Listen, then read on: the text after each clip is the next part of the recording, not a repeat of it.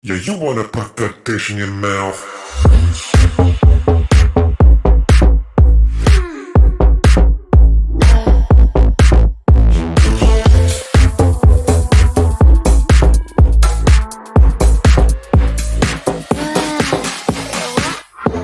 Wish you could slide into my mind and make me mine. Push play rewind. Let's whip outside, and so am I. 1 second. I'm sorry. Hi, everybody. My name is Dylan B. Dickerson White. I'm Mr. Trans USA 2022. We're here today to talk with our Miss Trans Texas in our registration interview, and I'm here to introduce her, or let her introduce herself, I should say, and tell her about herself and why she's decided to run for the system. Hi, how are you, Dylan? I'm good. Nobody knows what just happened before this. I think that's. And all the things that are the chaos. And all the things that are the chaos, but we finally made it. This is what our community is about, overcoming trials and tribulations. So And Angry dogs. angry dogs. and angry dogs. Yeah. Yeah. But no, it's. Please tell us about yourself. Everybody who may not have known anything. Sure. So my name is Tara KC Bentley. I'm 60 years young. I just had my 60th birthday 2 weeks ago, and life couldn't be better, actually. I'm really happy where I'm at in life. I've been married for 23 and a half years, and to the same wonderful husband, and we really faced many adversaries and really a lot of hurdles in our relationship, because not only were we at the time a gay couple, but we're also an interracial couple. And this was way back in the 80s, and I mean, you know, when I came out, and then I met him in 1999.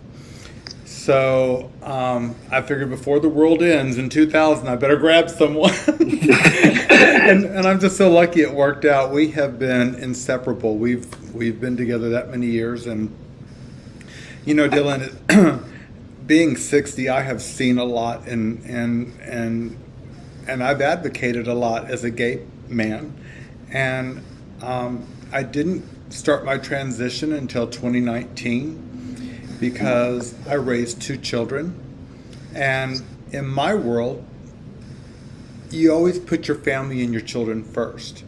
I never wanted either of my children to pay the penalties for my decisions. So I waited until after they were through with college and starting families of their own before I started my transition. I also have 3 grandchildren. Congratulations. Thank you. And they are all 3 the apple of my eye. It's so interesting for me to hear that side of things, because as somebody who's a bit younger, I kind of came into a world where we're slowly starting to be more accepted, and even now people coming into it have a better experience with it than I do for the most part. So I think that's something that people would be really interested in hearing. When you first even started realizing that this was something you might have to wait on, like what was the climate like when you were first starting to think about transitioning? So this is really, really going to blow your top. I was different from the moment I was born into this world. And my biological parents, I don't think they knew what to do with me. I'm talking back in early 60s. And the word gay wasn't, you just didn't even say it. I'm sure you've seen the movie Brokeback Mountain and what happened to Jake Gyllenhaal's character in the movie in Texas. Well, that isn't far from the truth. And so my parents just didn't know what to do, so they gave me away at 18 months. They had moved out of the state of Texas, and on their way to Kansas, I was dropped off in the middle of BFE with a great aunt and uncle I had never even met out in the panhandle of Oklahoma, a little town called Beaver. And I lived there until I turned 4, at which time my parents were coming back to San Antonio, and my mom's family said, everyone at our church knows y'all have 3 children, so don't come home without having all those children. Right. So they came through, and I was snatched by who I thought were my real family. So I had to start all over again at 4. Well, my family in Oklahoma, God rest their wonderful human beings, loving. When things started going awry with my own biological family, and I'd get in trouble for doing things, my mind would go back to the time in Oklahoma, and that's what got me through my life. That was my salvation. Had I not had that time in Oklahoma, I don't know how I would have coped. But it was ironic because I'm writing a book, and I interviewed that aunt that took me in at 94 years old. And she said, it's really funny, she has a real deep Southern accent. She said, honey, I knew you was different when we picked you up. And she said, you know, Shirley Kay, her daughter, used to love to dress you up, and you loved it too, and she'd put you in the little cart and take you all around the neighborhood. And she said, I just knew your parents wouldn't have a clue as to what to do with you. All we knew was to love you. That's her spirit.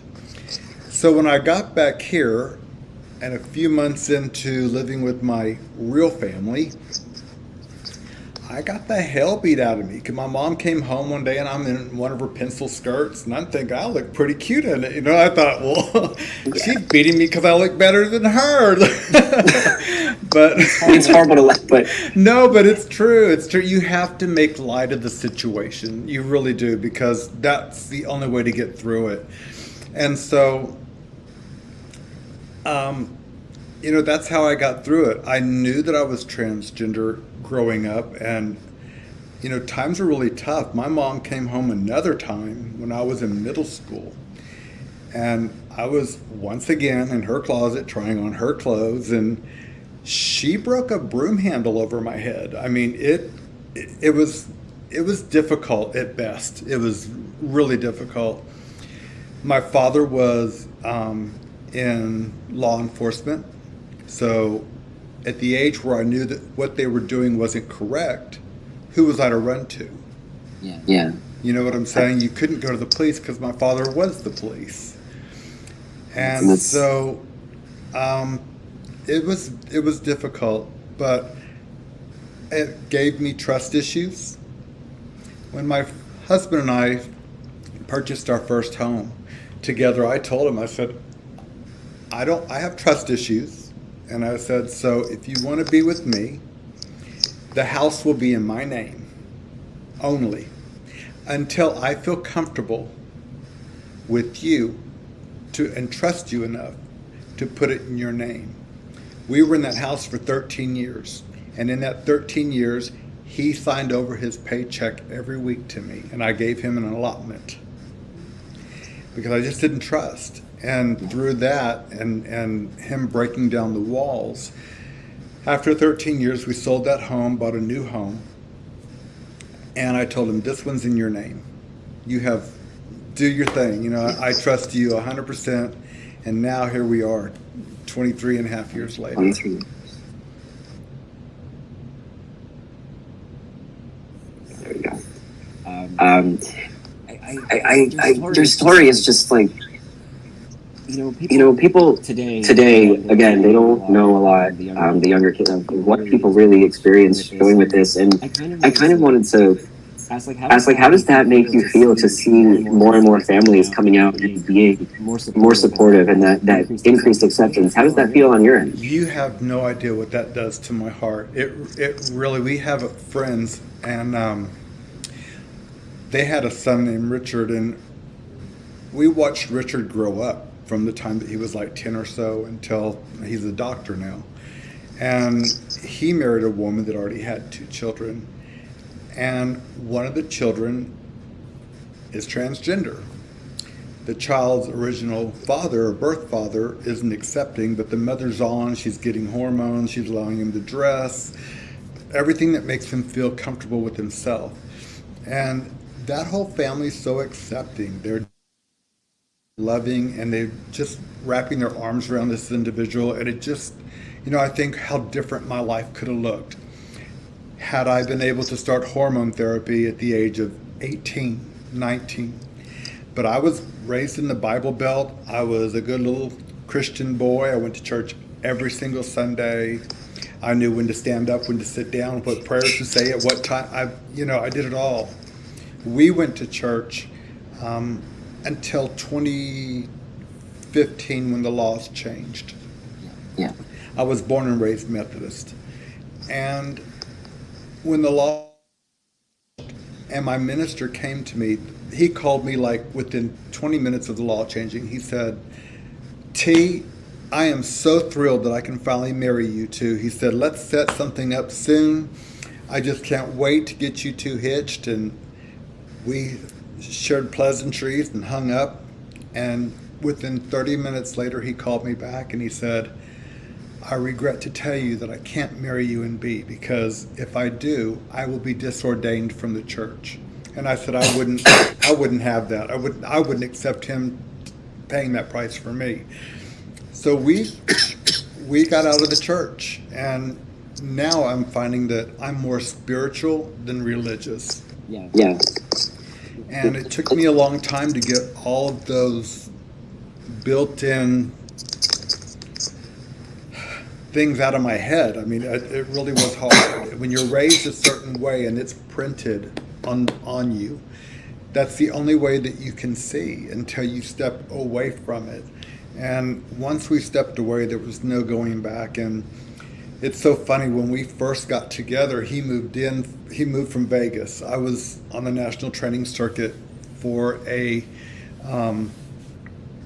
global hair care company. I was a senior national educator for them, and I traveled to Vegas quite a bit, which is where we met. He worked for a company in Vegas, and we met one night, and I'll be honest, I fell deeply in love with him the first time I met him, and the eyes just wouldn't stop connecting. And I tell people now, what happens in Vegas usually stays in Vegas, but if that's good, you bring it home. And you literally did that. And I literally did that. And so when he got here, I had a huge antique camelback trunk in my living room behind my couch. And I was out of town one weekend or two after that, and I came home that Sunday, and I said, oh, you changed the living room around. How nice. I said, well, where's my trunk? He said, that old thing? I was like, oh, no. I said, what did you do with it? He said, I chunked it. He said, it had a bunch of stuff in it. It looked like garbage. I said, B, those were my dresses. That was all. Those were my shoes, my wigs, He said, I know, but you're not going to do that anymore. And I thought that was a little presumptuous, but I knew that I loved him at that time kind of more than I loved myself. I was willing to accept whatever he offered. Yeah. And so I stayed home. I started college. First of all, I went through heart failure, and I died twice in the OR. They put 7 stents in me. I've had 4-stage non-Hodgkin's lymphoma, which he has seen me through.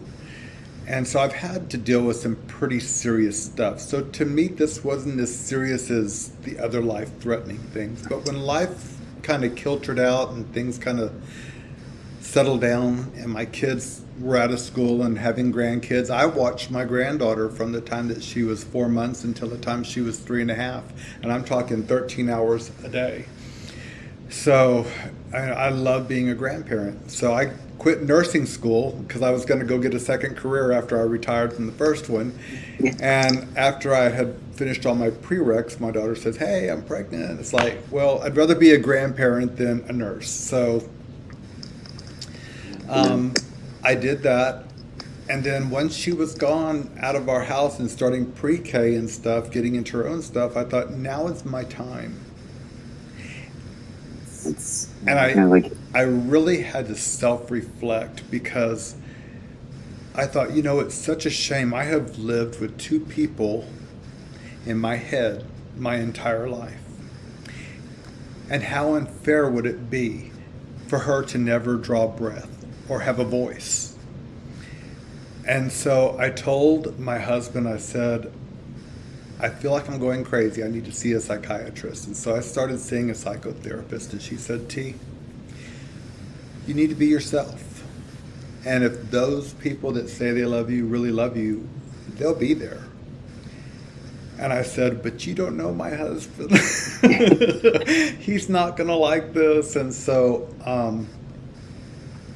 she says, well, let me help you break the news to him. I said, okay, great. I said, that's super. So she calls him. She says, hey, B, this is Dr. So-and-so, and I'd like to know if you can do a group session with T next week. And he said, sure, I'm happy to come. So he comes to the appointment the following week, and he's sitting next to me, and she says, blatantly, all she said was, T has something to tell you. Well, I thought she was going to talk to him. You're like, wait, what? This is not how this is supposed to. Yeah, that's not how I had planned this to go. So, if I had had a stiff drink, I'd have drank it.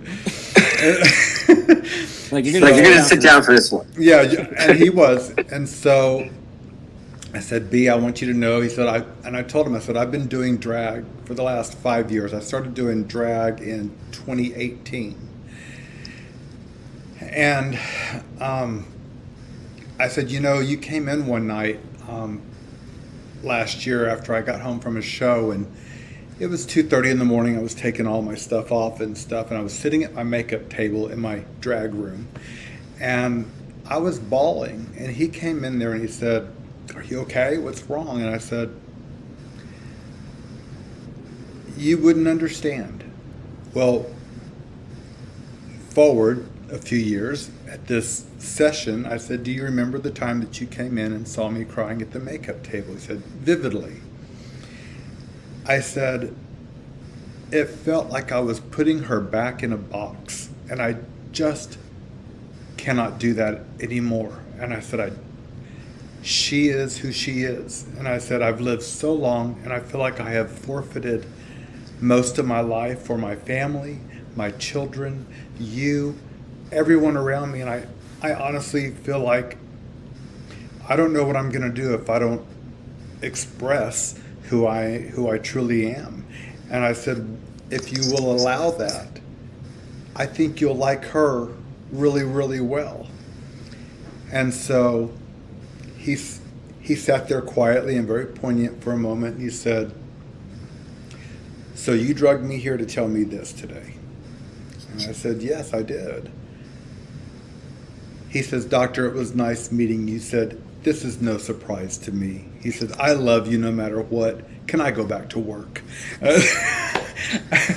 And we hugged, and I cried some more, and it's been wonderful ever since. So last year, I actually started my physical transition. I started doing hormones in 2019. In 2022, my husband's about to retire, so it was like, if we're going to do this, now's the time. So we are blessed beyond measure. We didn't know this at the time that I decided to go ahead and transition. We were going to spend our savings to do it, and he was willing to do that. But his company has paid for probably 95% of my transition, and so I'm blessed beyond measure for that. And I think that's kind of one of the questions that we've been talking about. You've seen a lot of these things, and I know Texas has these bills that are in a bunch of states not targeting, trans healthcare and targeting not just kids, but even into adults, and really just hearing your story. And we've talked kind of like about what that would have meant for us to have that, even the access to the therapy even younger, and having to wait so long on your end. So can you kind of like speak to those people trying to make those laws about what this really does to people if you were prevented from doing this?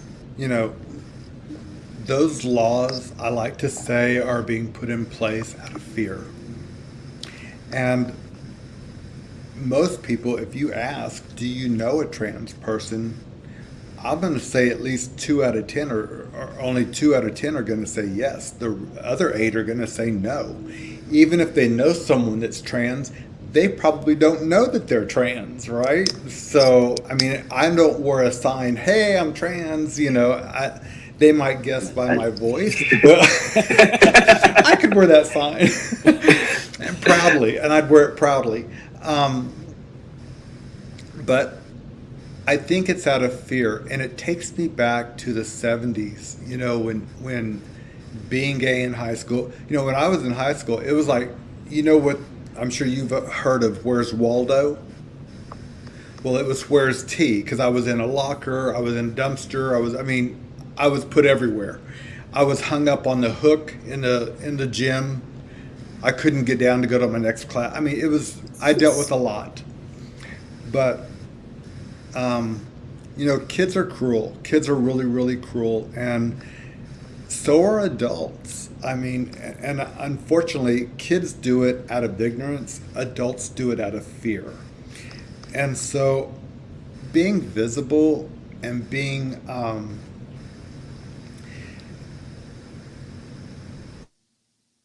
example of what our community looks like in a good way. In every realm, we have good, bad, and middle. We have people representing that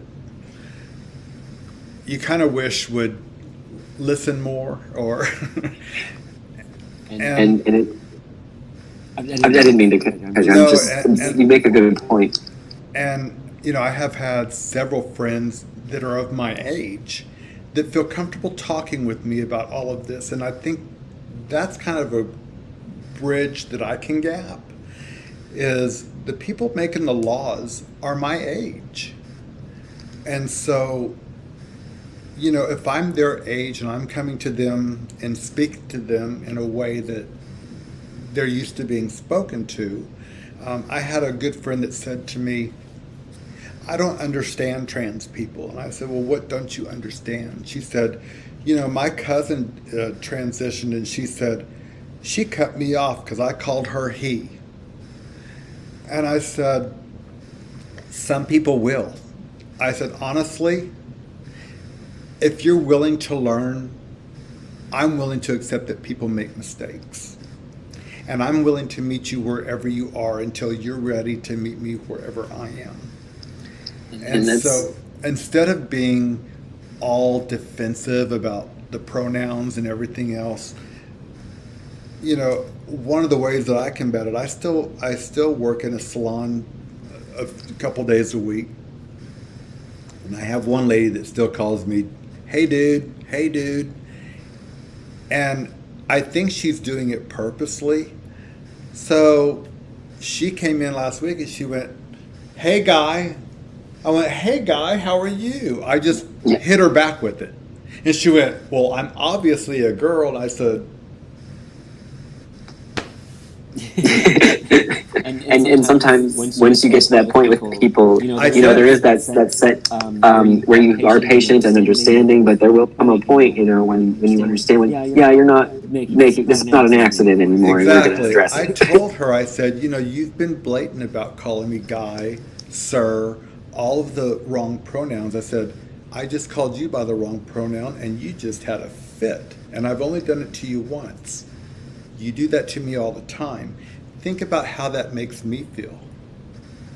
Because whether you want to recognize me as a woman or not, it doesn't take away the way I feel myself.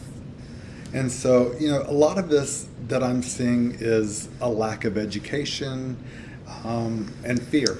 Those two things combined, and especially here in Texas. We are one of the lowest educated states. I hate to say, but it's the truth. And Dylan, we are 20 years back from most states, and I don't take that lightly, and I'm not exaggeration. It's not an exaggeration. When I was in high school in the 80s, so far in the 80s, when rodeo came to town, we got to ride our horses to school for that whole week. Oh, wow. That's how different it was. And that's because today they would not even hear of anything like a child riding a horse in school down a major highway. Right. Oh, you made like this amazing point about education, and it also speaks to some of the things that are happening now with feels like you're not even allowed to talk about these things in school. Like people are just trying to make it harder for people to be accepting, actually, because you're right, the more education that people get, they generally tend to be more empathetic, more understanding, more accepting. Exposure to new ideas and blocking access to those ideas is one way that people are ensuring that fear stays in place. So I think that I would like to ask on that is, I would like to ask on that is, how would you even approach maybe the situation of a teacher who wants to talk about those issues but can't in school? How can that person help the community? Maybe by starting an after-school program off campus. I don't know what else they can do, but because teachers, they're just in a whole different ball game because they could lose their jobs here over that. And even going outside the school, as I just suggested, they can get in trouble for that too. I mean, people are running terrified. I wouldn't tell teachers other than to write your state legislator and tell him we need change and reform. That's the only way this is going to get done. But I don't think the trans community taking up arms and being on the defense is going to help the matters. And it's kind of like meet people where they're at and just try to be patient. I think our society now is so used to instant gratification with everything, with the phones, with it used to be you wanted to talk to someone in Wisconsin or whatever, you'd have to write them a letter, People don't do that. Now they get the phone or they text real quick. We didn't have all that. So I think patience has been lost. And I think if we go back to some basics with that, I think we could bend a few ears that way. You're right. There's one of the workshops that I do personally too is how to navigate like transphobic comments diplomatically, let's say, or when to engage, when not to engage, and it's just like I had a conversation with somebody the other day about when is the point you disengage, and he gave a very good answer to that. It's when you start to get angry. Mm-hmm. That's right. Because the things that come from that will never, when you're speaking from a place of anger, people stop listening. When you've already explained and then you've doubled down on the explanation and people still are oblivious, you have to know when just to walk away. I mean, you really do, for self-preservation, you really do. One of the reasons that I decided to run for Miss Trans USA was because I think that I fit one of the newer demographics to the trans community, and that's the seniors. It's just now, we're just now able to get out and to start our lives, if you will. So right, because we're not only always focused on the youth and having access, but this, like you said, is you finally getting to that point where it's the combination of you feeling ready in your life and the environment being where it is now to have that access to things, that people didn't, and just the meeting in the middle of and the things that you can teach a lot of the younger folks coming in. And I think that experience that you have in your life experience, the stories, and the younger trans folks in this competition too, being able to get down to talk with you, even the formers, all of them, just really, maybe this is a new point, for you. Just a few years, but the life experience of being a trans, that doesn't immediately start just because you started taking hormones. That's been your life experience. Absolutely. The name of my book is called Becoming Tara, Blood and Water, A True Life Story. And, I'm not telling it just to make some money on a book. I'm doing it for one, to help other kids that might be facing the same upbringing that in the Deep South, or where it's not as accepted, to show them that there is hope. I think no matter who you are, in order to strive and to carry on, we all need hope. And a lot of young kids just give up. I mean, I think they're just tired and they just give up and browbeat down. And so I want to show kids coming up that there is hope. And even though it may not happen when they want it to happen or how they want it to happen, there's an old saying by a guy that wrote a book his name was Win Clayball, and the book was called If It's to Be, It's Up to Me. Because my parents didn't accept me, that didn't mean I didn't have to accept me. I was going to accept myself, whether I found someone else to accept me or not. And that's what something that comes with it too. Like I feel like after I hit 30, honestly, my life and the way nobody's going to do it for you. Nobody's going to think it for you, and that kind of thing. And just, I really want to read this book when it's finally comes out. I'm going to sign a copy for you specially. Absolutely. And you talked about giving hope and doing all kind of relates back to the pageant itself, because if people haven't figured it out by now, this is not a drag pageant. It's more like a Miss Universe type thing, where you are that role model for young trans girls like out there who want to be a beauty queen, who want to be an advocate, who like all of that above. We didn't have those kind of things, and now you and all the other contestants being able to do that. I just kind of want to see, how do you think 4-year-old you would have felt seeing somebody like you up on that stage? I couldn't even fathom. I have conversations sometimes now with my 4-year-old self, and I always tell him, like, aren't you glad you held on? Aren't you glad you just believed in yourself? Aren't you glad? Look, he never fathomed I'd ever be here. He really never did. And to be honest with you, at 50, I couldn't imagine ever being here. This is a gift. It's beyond a gift to me. To be able to give her a voice. I always felt, I told my psychiatrist this. I said, I feel like, who's the girl that had all the personalities? Kellen Heller? No, she was the blind girl, but there was a girl that had multiple personalities, and I felt like someone like that. I felt I had a woman living in my head and a man living in my head. So when I decided to transition, I had been living as Joseph for so many years.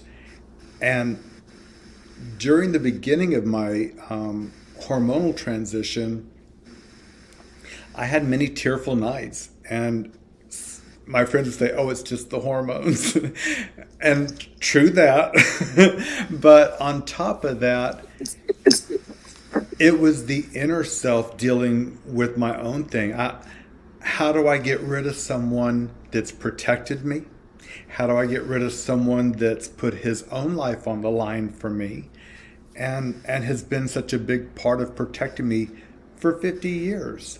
So that's why I told you I'm not just trans, I'm non-binary. Because at 60, I already had a full face of gray hair. So even as a woman, I have to get up and shave every day because laser won't remove the hair because there's no pigmentation in it. So I'm stuck. So I'm stuck between this and this. And so you make the best wherever you're at.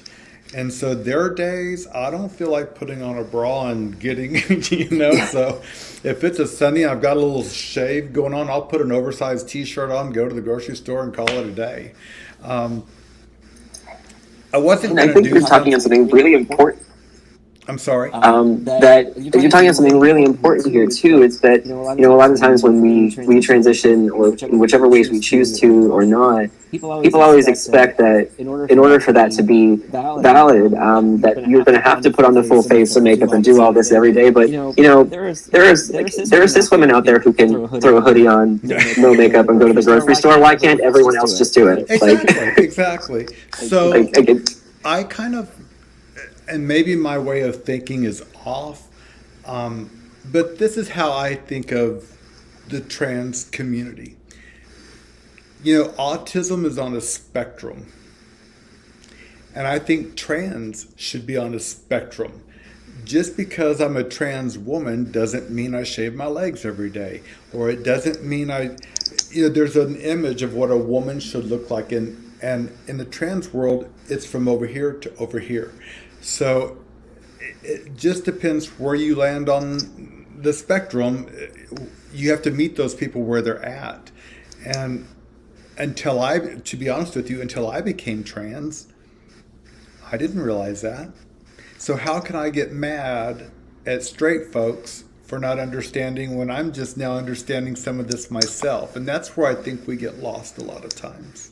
Yeah, it's something that you kind of also hit on with that too. Is we may have months or years to process these things in our heads, and they make perfect sense to us. And it's the same kind of thing. I'm in science and a scientist where I've had years to study this, and the way I say something, it may just not even be relevant, or I won't even know that they don't understand something sometimes. That's right. And so for me to get angry at somebody who's not had the experience that I've had, or the time to think about it, that's something that took me years to realize too. When I was younger, and I think we talk about that when you're like in your late teens, early 20s, and you have that fight in you, and you always want to. But as I've calmed down a bit myself, and I think having that I think both voices are important, like you said, and having those voices of like, hey, let's the calmer ones, the one, being able to engage when others have disengaged, and working as a community on that. That's right, because we're in, and I don't like saying it like this, but it's the truth. We live in a straight world, and it doesn't mean that we should in any way not be ourselves, but I just think it's just a point that we have to work with to be part of a broader community. We only represent a small community within this big community. It's really funny. I have several people that are sponsoring me, and one is a little Thai lady, and she works at the little Thai restaurant that I go to probably 3 times a week. I'm telling on myself. I like Thai food too, so yeah, I'm just a Thai fanatic, and so she is so supportive and just so loving. She comes out from the kitchen and gives me a hug every time I come in, and I'm kind of like their family, like part of the family. We go other places, and it was worse when I was getting clocked everywhere, because at first I wasn't doing the makeup exactly right, and I look like a man in a dress. I'm just going to say it. I mean, until my surgery started happening, and I really think the biggest part of this, Dylan, is it didn't happen for me until I felt 100% comfortable with myself.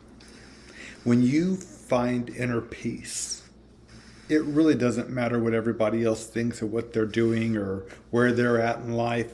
You just know you have your own life, and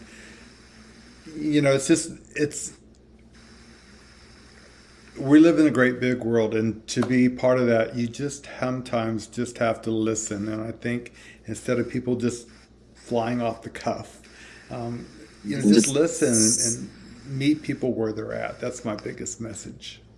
And that's a beautiful way to put things, especially with circling back around to it, with the pageant, and what a big part of that, being able to reach the other side, being able to communicate to people that may not always be ready or willing, and being able to kind of change minds, make that shift. And that approach to it is kind of exactly how I wanted to do it. Like, okay, I'm really good at being uncomfortable, so I'll sit with it.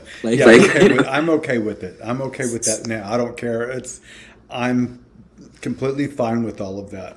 I don't care what the public opinion is of me, or when we go out, if I get stares, and now I'm asking my husband, are we getting stares because we're biracial, or are we getting stares because, now we don't know why we're getting some of the stares, and it's okay. Look, we're so into each other at this point that all the static doesn't matter, right? Yeah. So like everything falls away around you That's right. when you find that inner peace. That's right, it does. And I hope one day to help our youth to get to that inner peace, because there's nothing more beautiful than to be happy, to find happiness from within. Absolutely. So like as we're wrapping up, I mean we've talked, and I mean I feel like we could talk Yeah. hours. How long but has it been? About 40 minutes. No way. Yeah. And just I would just been in love. Just listening to the way you tell your story, the way that I can tell you are right. The way that you frame stories, the way that you're capturing me with this. So I'm going to ask one of those kind of like standard sort of questions, I guess, right now. But it's kind of important because I know you've had a lot of experience and a lot of time to really think about this. And you've done competitions before. I have. So I want to ask, you win nationals, you're Miss Trans USA. What does day one of that reign look like? Up and running. Because I will only have 364 more days to get the job done. And in order to make an impact, you have to start yesterday. And so, and right now with all the legislation going on, we don't have time to sit back and enjoy the wins, right? Because it really isn't a win until the job is done, for me. To me, it's up and running until the 365th day. And even after that, you're still running because you're getting ready for next year's contestants and getting them prepared. And so I think your reign probably ends a year and a half after you accept the position, right? I mean, literally for me because we moved. And it really, it's one of those things that feels like a lifetime thing, like you're in this family forever, even at the state level, and it's making history this year. And I think that's, it's not going to stop. And I love the way you answered that. Like, I start yesterday. It's really, but no, I've just enjoyed talking to you, just getting to know you a little bit better. It's been my pleasure, Dylan. And I just can't wait to kind of keep, thank you, and doing more of this when we get more of us together, doing this with multiple people. But I just wanted to ask if there's anything you want to leave people with before we play your statement or anything, or would you just kind of want them to hear that? I'd just like to say thank you for the opportunity.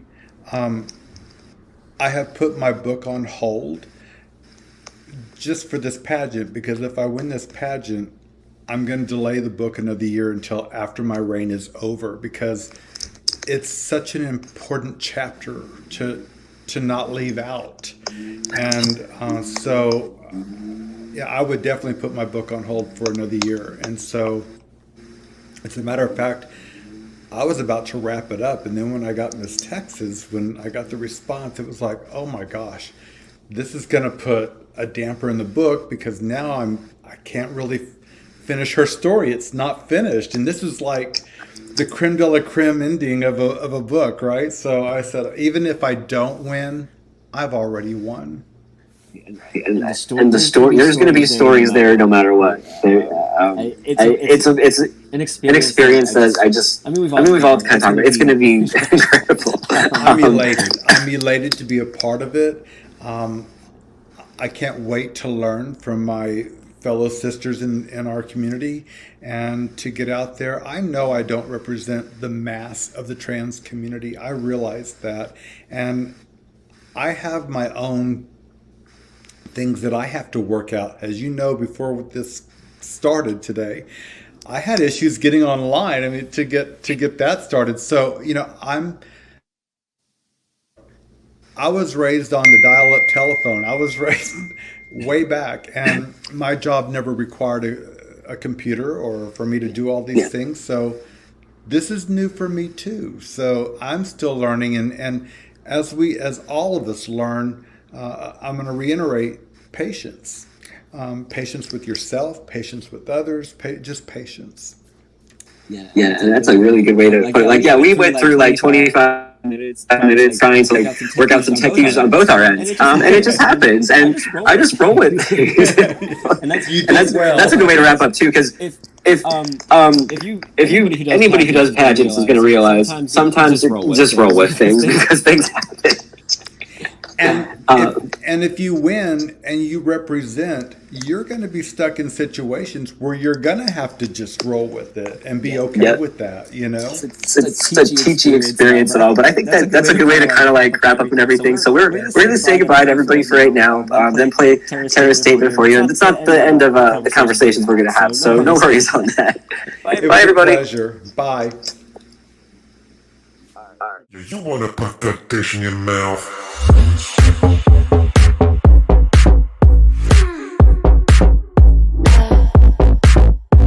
Greetings and salutations from San Antonio, Texas.